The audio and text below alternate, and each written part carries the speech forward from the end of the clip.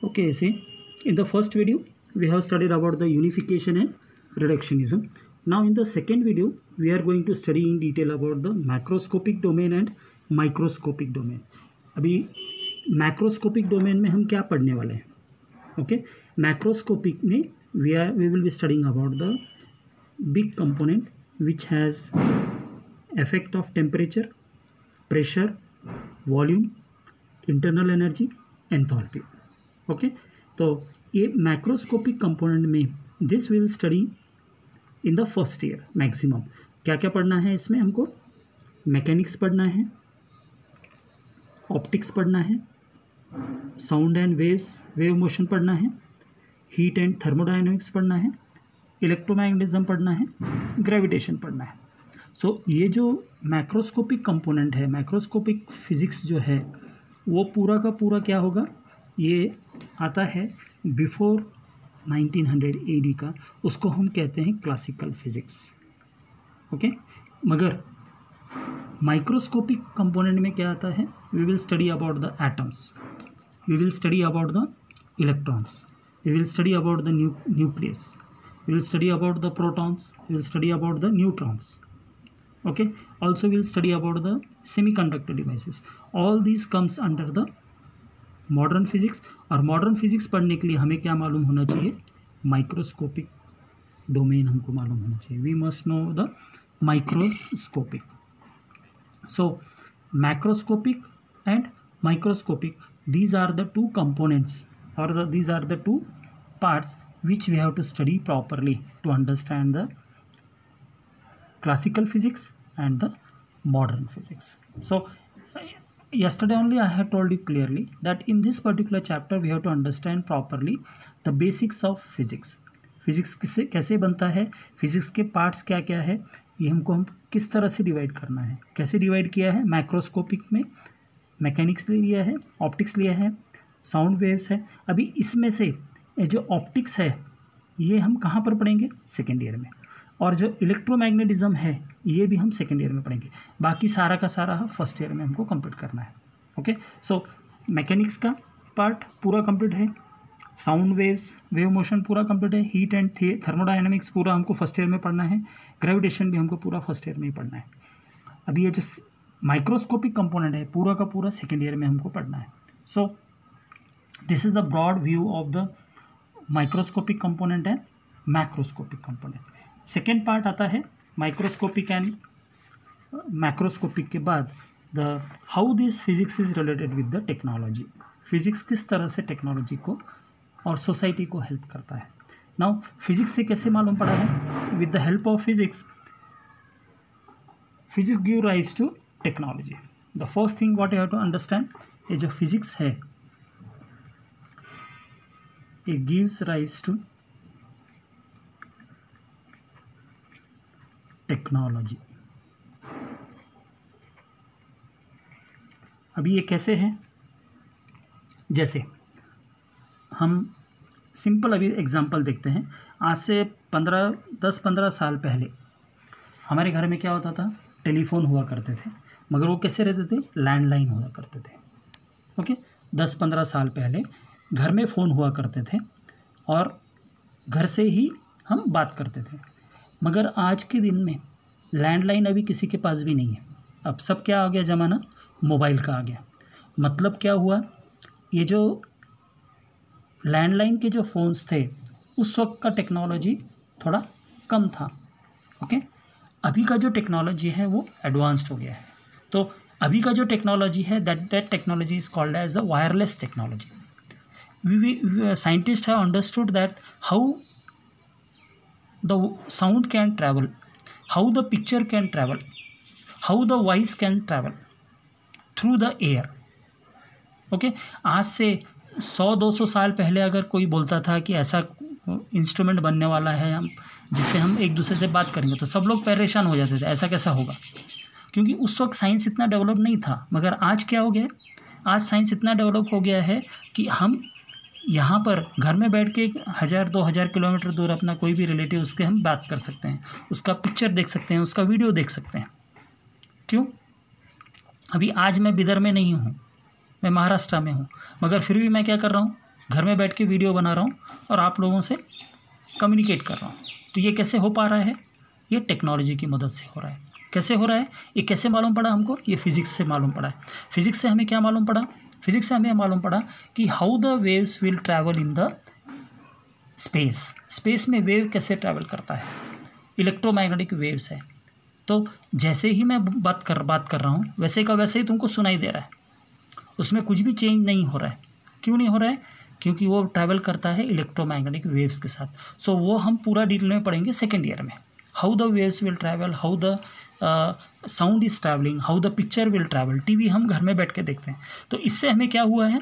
Physics से हमें technology improvement करने का चांस मिला हुआ है। तो और दूसरा एग्जांपल है, सेमीकंडक्टर डिवाइस से हम आजकल कंप्यूटर यूज़ कर रहे हैं। तो सेमीकंडक्टर क्या है? ये it is a device. This device is used for computer technology. Which technology? Computer technology. ये कहाँ से मिला अपने को? फिजिक्स से मिला। फिजिक्स से हमें मालूम पड़ा सेमीकंडक्टर क्या है। फिर साइंटिस्ट ने क्या किया?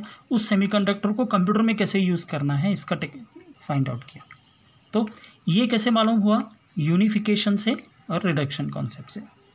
सो एक एक पार्ट बाय पार्ट हम अगर देखते जाएंगे तो हमको मालूम पड़ेगा कि फिजिक्स से ही सारा डेवलपमेंट हमको मालूम पड़ रहा है। जो कुछ भी हम देख रहे हैं, घर में अभी तो मिक्सर यूज़ करते हैं, it is a part of physics. Fan हम यूज़ कर रहे हैं, लाइट हम यूज़ कर रहे हैं, it is a part of physics only. कैसे लाइट जनरेट होता है, that we are going to study in the second year. Okay, how the mixer is working, कैसे फंक्शन होता है, ये सब हम कहाँ पढ़ेंगे? सेकेंड ईयर में हम पढ़ेंगे। तो ये है। दूसरा है अल्टरनेटिंग करंट। एसी है, घर में कौन सा यूज़ होता है? Alternating current. अल्टरनेटिंग करंट से हमने क्या बनाया? उसको ट्रांसफार्मर बनाया। ट्रांसफार्मर क्या करता है? करंट जनरेट करता है। ओके, अब शादियों में क्या होता है? डांस करना है, नाचना है, तो क्या करते हैं? हम जनरेटर यूज़ करते हैं। तो ये जनरेटर कैसे बन रहा है? How we are getting this concept of generator? From physics. तो फिजिक्स से हमें मालूम पड़ रहा है। तो फिजिक्स से क्या हुआ? टेक्नोलॉजी डेवलप हुआ, और टेक्नोलॉजी डेवलप हुआ तो क्या हुआ? सोसाइटी डेवलप हुआ। So physics, technology and society, all these three are inter related. Clear हो गया? अब physics gives rise to technology and further technology gives rise to physics. Second, हम ऐसा भी बोल सकते हैं, technology gives rise to physics. Okay, कैसे? अभी इसका सिंपल उदाहरण मैं देता हूँ। पहले क्या था? स्टीम इंजन था। आज से 15-20 साल पहले स्टीम इंजन से जैसे जैसे कोयला ख़त्म हुआ, ओके, तब क्या किया? साइंटिस्ट ने सोचना शुरू किया स्टीम इंजन को दूसरे पार्ट में कैसे कन्वर्ट करेंगे। तो उन्होंने क्या किया? स्टीम इंजन को कन्वर्ट किया using the help of thermodynamics. Heat engine के बारे में मालूम हुआ उनको, और हीट इंजन के बाद उन्होंने क्या किया? डीजल इंजन बनाया। तो आज कितना कौन सा इंजन हो गया? ज़्यादातर इलेक्ट्रिकल इंजन हो गया, डीजल इंजन चल रहे हैं। बिदर का जो रेलवे है बिदर हैदराबाद का, वो कौन से चल रहा है? कौन से इससे चल रहा है? वो डीजल इंजन पे चल रहा है। ओके, सो इसको क्या कहते हैं? Technology upgradation due to physics. Physics भी चेंज होता है बिकॉज ऑफ द टेक्नोलॉजी। तो ये हुआ हमारा concept of physics and technology and the society. Clear हो गया? तो पहले हम ट्रैवल करने के लिए बस यूज़ करते थे, उसके बाद ट्रेन यूज़ होना शुरू हो गया, अभी एरोप्लेन यूज़ होना शुरू हो गया। तो हम क्या कर रहे हैं? फिजिक्स से यूज़ करके टेक्नोलॉजी को अपग्रेड कर रहे हैं, और फिजिक्स भी उसमें डेवलप हो रहा है। फिजिक्स कैसे डेवलप हो रहा है? क्योंकि टेक्नोलॉजी भी डेवलप हो रहा है। तो how we are getting this idea? We are getting this from physics. Okay, with the help of physics we are getting everything comfort in our life. Clear हो गया? अब इसके बाद लास्ट टॉपिक जो है इस चैप्टर का, उसको कहते हैं fundamental forces. What are fundamental forces? ये जो फोर्सेस हैं, these forces are created by God, these forces are created by nature. अभी हमको खाना बनाना है तो हमको क्या करना पड़ता है? गैस ऑन करना पड़ता है। तो गैस क्या है? किसने बनाया है? ये ह्यूमन बींग्स ने बनाया है। लाइट भी किसने बनाया है? ह्यूमन बींग्स ने बनाया है। ओके, लाइट है, फैन है, एसी है, मोबाइल है, ये सब ह्यूमन बींग्स ने बनाया। मगर जो फोर्स जैसे है ग्रेविटेशनल फोर्स, ग्रेविटेशनल फोर्स क्या कर रहा है? सन को अपनी जगह पे रख रहा है, अर्थ को अपनी की जगह पे रख रहा है। सारे के सारे प्लैनेट सन के चारों तरफ घूम रहे हैं, एक भी प्लैनेट अपनी जगह से बाहर नहीं निकल रहा है। ओके, और 24 घंटे वो अपना काम कर रहे हैं। They are continuously doing their work. एक भी दिन छुट्टी नहीं लेते। हम तो भी छुट्टी लेते हैं संडे को, मगर ये जो नेचर है, नेचर कभी भी छुट्टी नहीं ले रहा है। ये फंडामेंटल है, ये फोर्सेस कंटिन्यूसली है। तो इस नेचर में कौन कौन से फोर्स हैं? 4 forces are there. First is the gravitational force,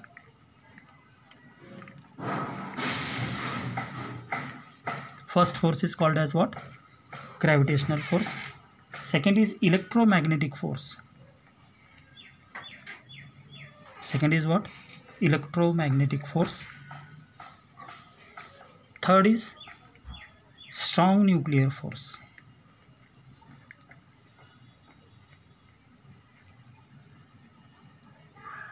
And fourth is weak nuclear force. Clear हो गया? ये 4 फंडामेंटल फोर्सेस है जो इंसानों ने नहीं बनाया है। ये फोर्सेस किसने बनाए हुए हैं? नेचर ने बनाया है या फिर गॉड ने बनाया है। अब ये जो ग्रेविटेशनल फोर्स है, ये फोर्स क्या बताता है?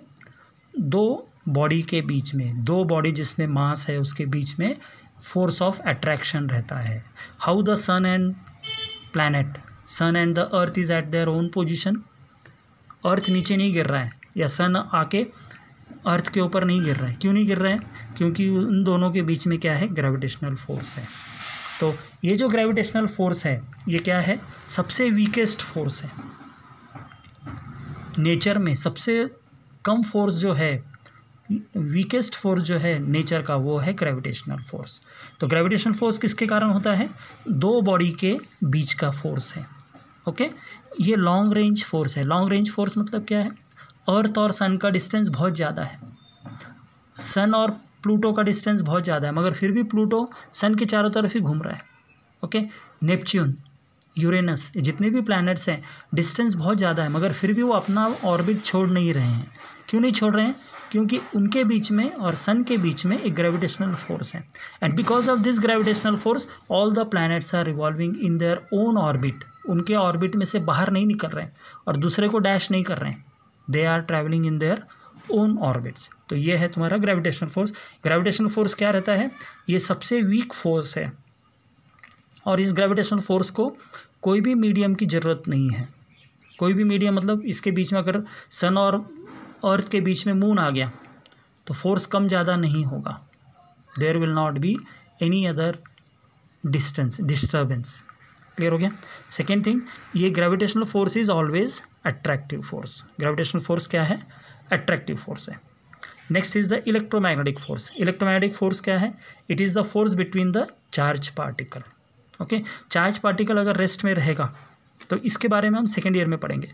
ये जो इलेक्ट्रोमैग्नेटिक फोर्स है, ये ग्रेविटेशनल फोर्स से स्ट्रॉन्ग रहता है, ज़्यादा रहता है। ओके, जैसे हम बचपन में क्या करते थे? स्केल सिर के ऊपर लगा के स्मॉल पीस ऑफ पेपर के पास लेकर आए तो क्या होता था? स्मॉल पीस ऑफ पेपर को स्केल को चिपक जाता था। क्यों चिपकता था? Because of this electrostatic force. तो इलेक्ट्रोस्टैटिक फोर्स किससे ज़्यादा रहता है? ग्रेविटेशनल फोर्स से बड़ा रहता है। Okay, and this electrostatic force will have the electric field and the magnetic field. Next is the strong nuclear force. Strong nuclear force किसके बीच में रहता है? न्यूक्लियस के अंदर रहता है और ये nucleus force is very very strong and because of this nucleus reaction will there. This is a short range force. Okay, और last is the weak nuclear force. Weak nuclear force किसके कारण रहता है? ये सर्टन न्यूक्लियर रिएक्शन में use होता है। ये स्ट्रॉन्ग न्यूक्लियर फोर्स से कम रहता है, मगर ये जो फोर्स है इलेक्ट्रोमैग्नेटिक इससे ज़्यादा रहता है, ग्रेविटेशन फोर्स से ज़्यादा रहता है और ये बहुत शॉर्ट रेंज फोर्स रहता है। और ये जो इंट्रैक्शन होता है प्रोटॉन न्यूट्रॉन के बीच का, उसके कारण इसे जनरेट होता है। अब ये सारा का सारा जो भी हमने एक्सप्लेन किया है, ये पूरा नोट्स में मैंने दिया हुआ। तो ये चैप्टर अभी यहीं पे ख़त्म हो गया। बाकी का कल से हम नया चैप्टर स्टार्ट करेंगे।